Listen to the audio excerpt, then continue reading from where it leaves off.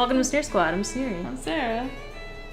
Today we're talking about music. Yeah, today we're the Legend of Zelda franchise and how it varies from typical approach to music in other media. Yeah, I'm doing a narrative study on the Legend of Zelda games. Mostly just eventually just a study on games in general, but for right now it's a study on Legend of Zelda and occasionally comparing them to other games, as I will do later in the video. But yeah, so we're talking about Wind Waker and Twilight Princess, just general Zelda games, and how the audio, sound, music, whatever you want to call it, affects player and story. The whole shebang. The whole thing. Mm-hmm. Yeah. We're gonna get educational. It'll be a fun time. Yes. Fun time. Fun times. How the music and sound can affect the player. Kind of like when you're playing Wind Waker, it's like happy and stuff and that kind of stuff. Stuff. Say stuff a lot. Stuff. But like when you're playing Wind Waker, it's joyous and It's joyous. It's joyous. It's very childish. And, Yeah, like even the villains, there's like this childishness to it. Yeah. Ganon. He's not okay. He's not like. He's the serious ending, but like the rest of the time, it's like when it drops like the big pig demon down or whatever, and stuff like that, and even Ganon in Wind Waker is like the most childish looking one. He's so top heavy. He's just got a chest and then he has no arms. He's all chest and sleeves. Chest and sleeves. And his head is just orange. Why are there character themes? Well, Zelda has always been really heavy on on there being character themes, because not all games have it really. Yeah. Because there's not this recognizable sound that's oh, this character is coming, or something like that. Usually in other games, especially beyond Wind Waker, because Wind Waker is such a childish in nature kind of game. And I like that. I know it said it earlier, but in the day, not in the video. But Tetra's theme is very singular to Wind Waker. And then you have Zelda's theme, which is all Zelda games have the Princess Zelda. It's it comes and you know which character it is. Yeah, and it kind of becomes part of the games to because it's Link's house has a theme. Yeah. It's Link's theme, but it's not. And it comes to the point where it's they put a twist on it, but I never want it to be 100% new when it comes to these characters that you see in every iteration of the Legend of Zelda, because it kind of it calls on the feelings you had from previous games to make give you that feeling now, and then a twist on it which kind of even further gives you the characterization of the character, so you can if you see whichever character in this game versus their Twilight Princess version of their song, of their theme, it's oh, okay, so this character, but they're more cheerful, or they're more silly, or definitely in that. Comparing it to Twilight Princess, because Twilight Princess the extreme. It's the extreme polar opposite. Because there's Twilight Princess, which is super dark and and just very sad. Yeah, and it reflects that in the music. And then there's Wind Waker, which is there's no sad part of Wind Waker, really. Yeah. They could try and get sad, but they can't. Yeah, even the part when it's leaving the island and he sees his grandma and he gets all sad or whatever. It's but it's still... it still has that that sort of storybook feeling, and then it builds back up into this is the start of an adventure. Yeah, it never, even when it is sad, it doesn't keep it going. It's just it was sad for 5 seconds, and now we're moving on. Yeah. You kind of just live with it. Yeah. But yeah, especially in Wind Waker in particular, there's what's the word I'm looking for? Not caricature, sort of. There's where the head's really big.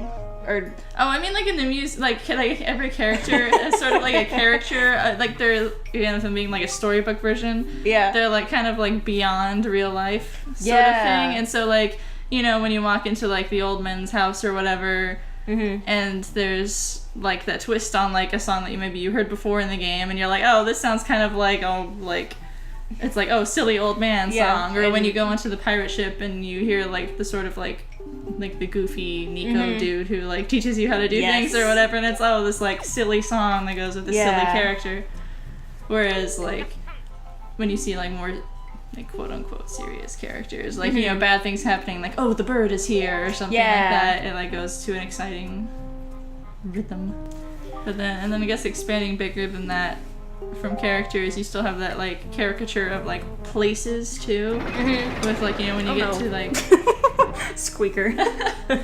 When you get onto like a town island, it has like a certain sound or whatever, and then Dragon when you get Roost, it's all sappy and like and there. I mean, the people aren't happy when you get there. They're not having the best time, but they are still Dragon Roost, and it's still like a happy thing. And then I think like the contrast between like Dragon Roost, because it's like a different kind of happy from your like home island.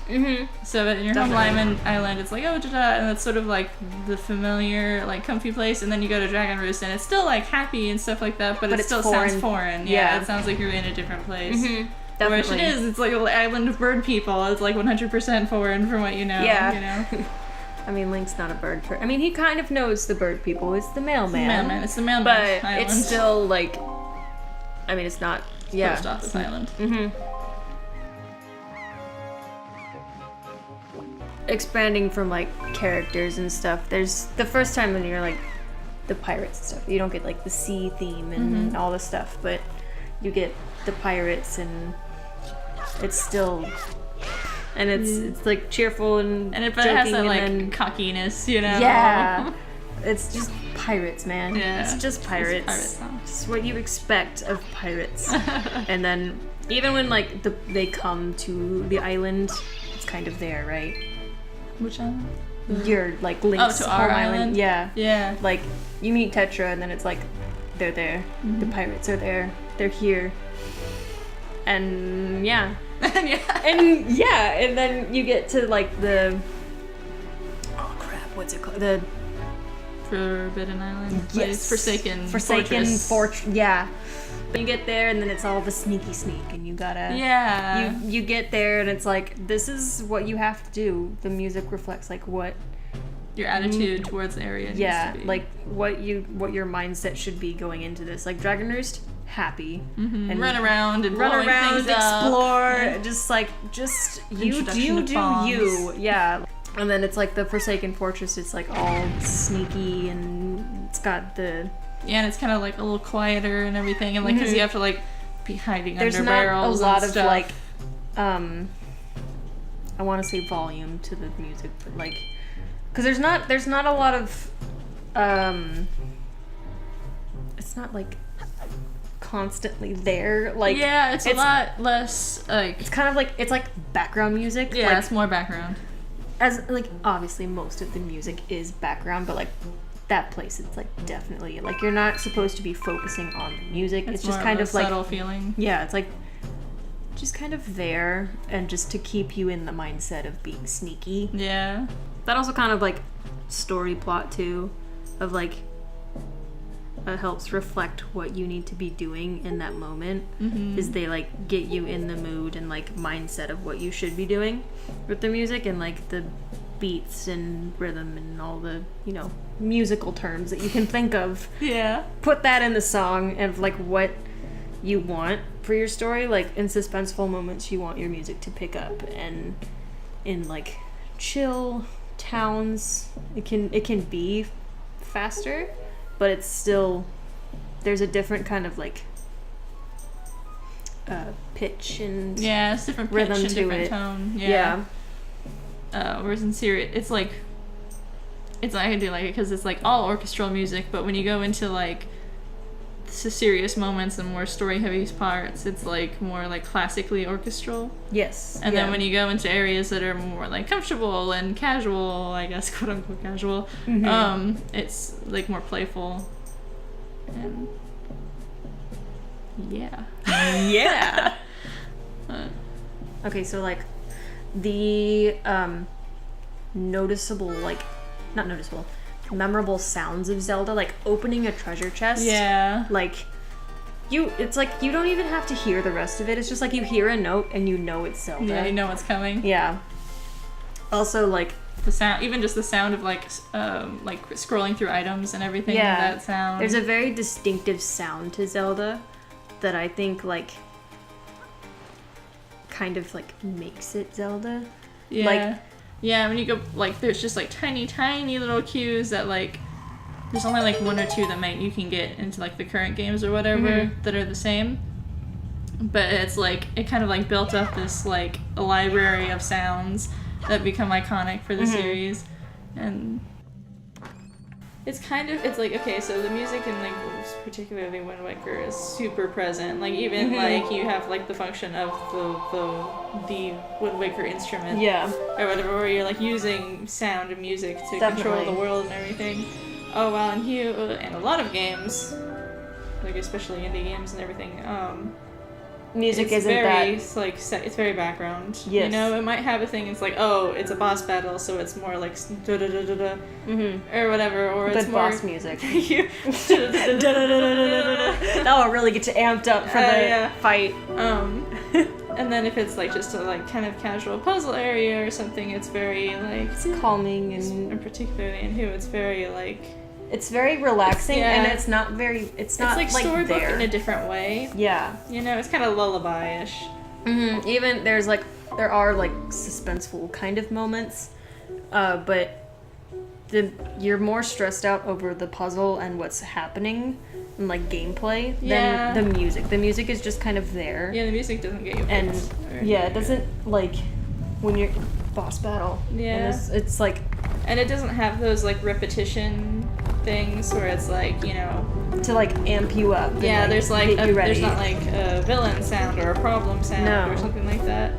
There's like even they have like they're talking about like what's happened to the world and like the color and all that stuff, but it's still like it sounds happy kind of the music, like there's no like it doesn't really like it reflects the story, but it's like it's mostly meant to keep you calm while you play it and to like help you think through the puzzles. Yeah, it's more like to have something there that's not silence. Whereas the music in Zelda games is very like engaged in what you're doing. Yeah.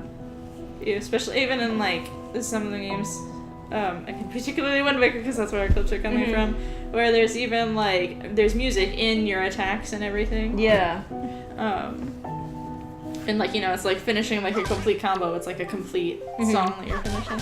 And then you mentioned like music being really present in Zelda games, which is like makes me think of like Ocarina of Time, and it's like it really is present because it's like they have Ocarina of Time. You have like that's how you travel everywhere and stuff, and then this one it's like you control the wind with music, so it's like they integrate music into the gameplay itself, so it's like Zelda has music as a very like big part of gameplay. Yeah, and like the most like kind of like their most popular titles too are always those games where they like integrate the music so heavily into everything.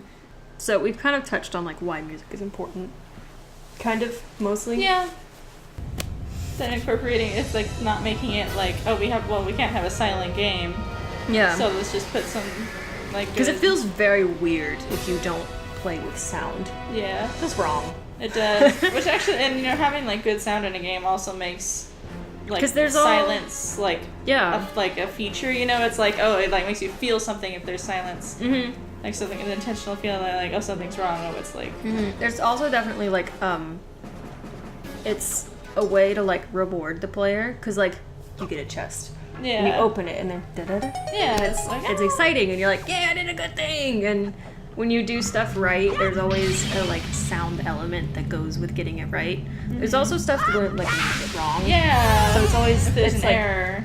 It's like your indicator of how well you're doing, and yeah.